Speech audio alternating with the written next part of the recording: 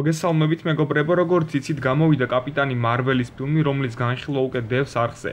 ვინაიდან ამ ვიდეოში უკვე ფილმის კრედიტ სცენას განვიხილავთ, მანამდე გადახედეთ თვითონ ფილმის უსპოილერო განხილვას. გადადით არხზე და ნახეთ წინა ვიდეო. დღეს უკვე უნდა შევეხოთ დაპირებულ კრედიტ სცენას და ავხსნათ თუ რა დატვირთვა ექნება მას მარველის მომავალი ფილმისთვის Endgame-ისთვის. ხო, რა თქმა უნდა, ამ ვიდეოში იქნება უკვე სპოილერები, ასე რომ ვისაც არ გსურთ ფილმზე წინასწარ რამის ცოდნა, გათიშეთ ვიდეო და მოგვიანებით დაუბრუნდით. კარგი, შევუდგეთ საქმეს.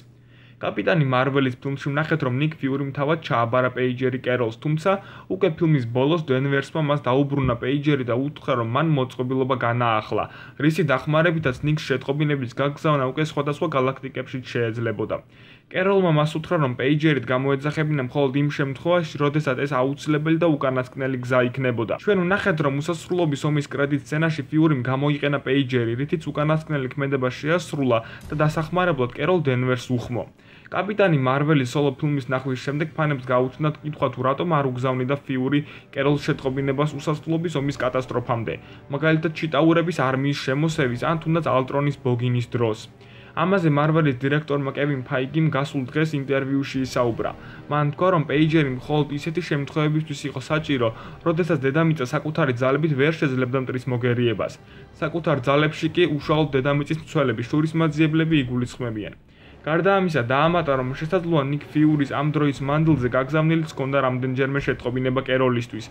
უბრალოდ ეს კადრს მიღმა მოხდა. თუმცა ალბათ ის ვარიანტი უფრო დამაჯერებელია, რომ შურისმაძიებლებს ფიური განიხილავს როგორც გეგმა A-ს, ხოლო კაპიტან მარველს როგორც გეგმა B-ს. კარგი, ახლა მივადექით, როგორც იქნა თავად კაპიტანი მარველის კრედიტ სცენას. ფილმის დამთავრებისას კადრში ვხედავთ სტივ როჯერსს და ნატაშა რომანოვს. ისინი ჰოლოგრამაზე სხვადასხვა ქვეყნის მოსახლეობის დანაკარგის აღრიცხვას აწარმოებენ. ალბათ შეხსენებაც არ მჭირდება იმის შესახებ, რომ საქმე თანოსის ქმედებას ეხება. ჩვენ ვხედავთ, რომ ჰოლოგრამაზე გლობალური, ანუ საერთო დანაკარგი 3.2 მილიარდს ითვლის. დიახ, ეს მოსახლეობის გაქრობის მაჩვენებელია. ამის შემდეგ ვხედავთ, რომ სტივმა და ნატაშამ იპოვეს ფიურის მიერ დატოვებული პეიჯერი, რითიც მან კაპიტან მარველს გაუგზავნა შეტყობინება. მოცემულ მომენტში კი პეიჯერი აქტივაციას წყვეტს და ჩერდება. ამ დროს კადრში შემოდიან ბენერი და როუდი.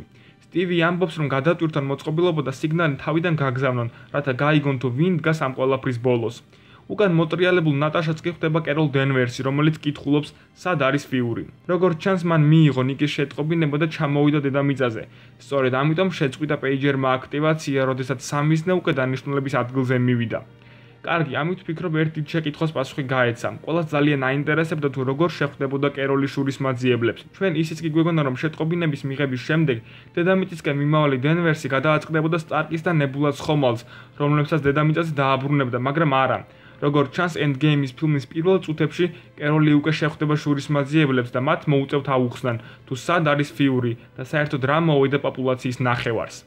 გარდა ამისა, მოდი გადავიდეთ უკვე Endgame-ის პირველ TV სპოტზე და ამ მოვლენის შემდეგ ახალი დასკვნები გავაკეთოთ.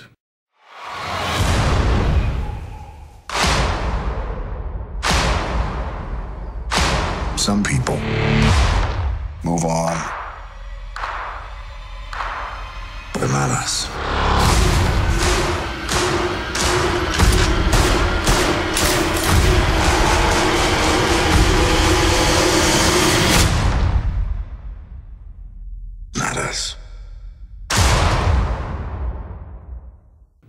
ჩვენ ვხედავთ, რომ მოცემულ კადრში სურათს აშკარად გმირი აკლია. ნუ შეიძლება სულაც არავინ იყოს კადრიდან ამოჭრილი, მაგრამ უსასრულობის ომის შემდეგ გვაქვს მიზეზი მსგავსი რამ ვიფიქროთ, რომ მარველმა TV სპოტში მნიშვნელოვანი ინფორმაცია დაგვიმალა. მაგალითად, შესაძლოა ამ კადრში ნატაშას, ბენერის, როუდის, სტივის გვერდით იყოს კეროლ დენვერსი. ამის შემდეგ TV სპოტის ბოლოს კადრი, სადაც შურისმაძიებლები HQ-ში მიაბიჯებენ. დიდი ალბათობით ეს კადრი ფილმის პირველი ნახევრიდან არის ამოღებული. ამ კადრში სკოტის უკანა ადგილი ცარიელია, ასე რომ შესაძლოა სწორედ კეროლ დენვერსი დაგვიმალეს. მოგეხსენებათ, TV სპოტის გამოქვეყნების დროს კაპიტანი მარველის ფილმი ჯერ კიდევ არ იყო გამოსული. Endgame-ის მეორე ტრეილერში კი აუცილებლად უნდა ვიხილოთ უკვე კაპიტანი მარველიც.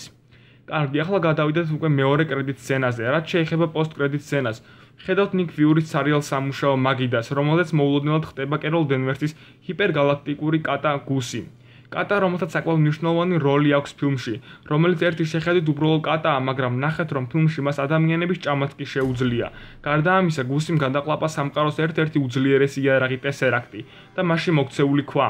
პოსტ-კრედიტ სცენაში კი ფიურის მაგიდაზე, როგორც თქვა, გუსიმ ტესერაქტი უკან ამოაგდო. ეს არც იმდენად მნიშვნელოვანი სცენა იყო პირველთან შედარებით, მაგრამ მაინც. მოკლედ, ახლა უკვე როდესაც კაპიტანი მარველის ფილმის პრემიერა შედგა, ნებისმიერ დროს უნდა ველოდოთ Endgame-ის მეორე თრეილერს, სადაც დიდი იმედი მაქვს და ლოგიკურადაც ასეა, რომ უნდა გამოჩნდეს კეროლ დენვერსიც. კარგი, მე დღეს ამით დაგემშვიდობებით, ჩვენ უკვე შევხვდებით შემდეგ ვიდეოში ძალიან მალე დროებით.